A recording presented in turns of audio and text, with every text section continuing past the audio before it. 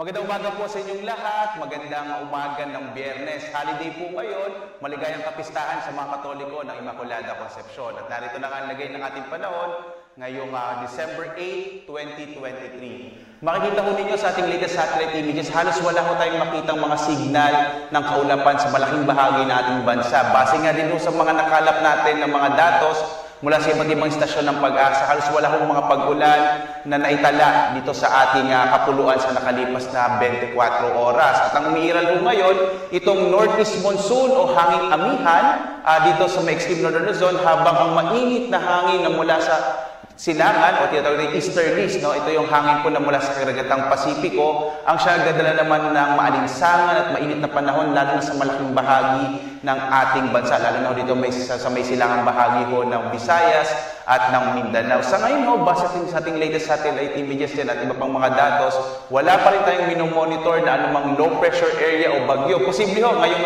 itong long weekend na to hanggang linggo, malit yung chance na magkaroon tayo ng bagyo. At asahan po natin, medyo mainit na panahon ang mararanasan sa mga susunod na araw, pero posible pa rin yung mga passing rain showers na may kasamang thunderstorms dahil pa rin sa pag-iral ng mga localized thunderstorms sa iba't ibang bahagi ng ating bansa.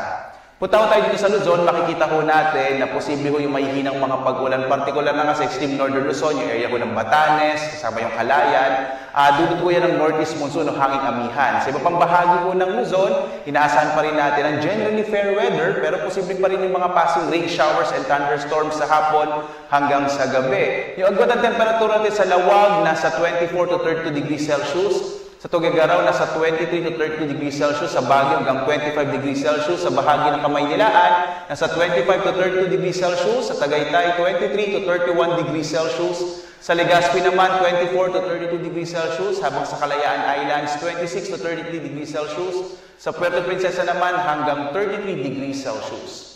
Dumako tayo dito sa Visayas at sa Mindanao. Makikita po natin, malaking bahagi din ng Visayas ay makararanas ho ng mainit na panahon na posible pa rin yung mga passing rain showers o isolated rain showers and thunderstorms. Agwat ang temperatura sa Iloilo, 26 to 32 degrees Celsius. Sa Cebu naman, 25 to 32 degrees Celsius. Habang sa Tacloban, hanggang 32 degrees Celsius. Malaking bahagi din ho ng Mindanao ay makararanas ng mga isolated rain showers and thunderstorms. Mainit pa rin ho ang inaasahang temperatura lalo sa tanghali. Yung agwat nga ng temperatura dito sa Zamboanga hanggang 34 degrees Celsius. Sa Cagayan de Oro naman, 24 to 32 degrees Celsius. Habang sa Davao, hanggang 33 degrees Celsius. Sa ngayon ho, wala rin tayong nakataas na anumang gale warning dahil nga medyo mahina po yung amihan at inaasahan din natin na sa mga susunod na araw, patuloy na iiral itong easterlies. Kaya ho, maaari po maglayag yung mga sasakyang pandagat. Kahit yung maliliit na mga bangka sa mga baybayin ng ating kapuluan. Liban na lamang ho, pag may mga thunderstorm, pwedeng posibleng lumakas yung araw ng karagatan. Kaya iba yung pag-iingat pa rin para sa ating mga kababayan. Tingnan nga muna natin magiging lagay ng panahon sa mga susunod na araw dito sa ating mga major cities. Sa Kamaynilaan, Baguio, Legazpi, Cebu at Davao, makikita po ninyo hanggang araw ng Lunes, generally fair weather ho ang mararasang na panahon. Liban na lang sa mga usual natin ng mga rain showers and thunderstorms. Ito ang ating mga regional services division. Dito sa iba't ibang mga rehiyon ng ating bansa ay maglalabas naman ho ng mga thunderstorm advisory at rainfall information kapag may mga nakikita po tayo ng mga kaulapan na maaaring magdala ng mga pag-ulan sa iba't ibang bahagi ng ating bansa. Sa Kamaynilaan, ang agwat ng temperatura in the next 3 days ay mula 25 to 33 degrees Celsius. Sa Baguio naman, sa mga akit ng Baguio, agwat ng temperatura dyan ay mula 17 to 25 degrees Celsius. Sa Legazpi naman ay mula 24 to 33 degrees Celsius, habang sa Metro Cebu, nasa 26 to 33 degrees Celsius. Sa Metro Davao naman, 25 to 33 degrees Celsius. Ang araw naman ho natin ay sisikat mamayang 6:09 ng umaga at lulubog ganap na 5:27 ng hapon. At sundan tayo sa ating iba't ibang mga social media platforms. Ito po tayo naglalabas ng mga advisories, lalong-lalo na yung mga thunderstorm advisories, rainfall information, even ho pag may mga flood advisories tayo, tayong X, Facebook, YouTube, at ating type asa at DOSC.com. Like po na ibigay update sa panahon pag-forecasting sector. Ako sa but kailangan para sa na maraming enjoy and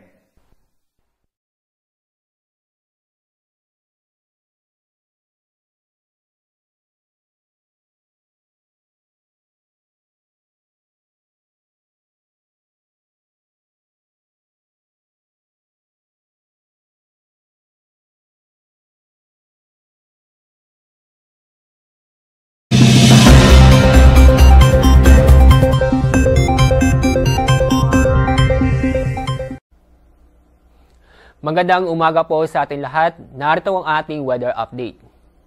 Maabot na po o naapektuhan na po ang amihan o northeast monsoon sa extreme northern Luzon. Samantala, itong easterlies ay naapektuhan pa rin ang malaki pong bahagi po ng ating bansa. Kaya ngayong araw, makakaasa pa rin tayo ng mainit na panahon sa bansa, lalo na po sa Luzon at sa Visayas. At sa ating magiging laga na panahon ngayong araw, maganda at maliwas sa panahon ang inaasa po natin sa Luzon. Maliban lang po sa mga isolated na mahina pag-ulan sa Batanes at ganoon din po sa Babuyan Islands, dulo po yan ng amihan o northeast monsoon. Samantala, ito pong lalabing bahagi po ng Luzon, kasama po ang Metro Manila, ay makakaranas po tayo ng mga isolated rain showers, dala po ng localized thunderstorm. Ang agwat pong temperatura sa Metro Manila ay 23 hanggang 32 degrees Celsius. Sa Tuguegarao po, aabot po ng 23 hanggang 31 degrees Celsius. Sa Baguio City ay 16 hanggang 26 degrees Celsius. Dako tayo sa Visayas at Mindanao.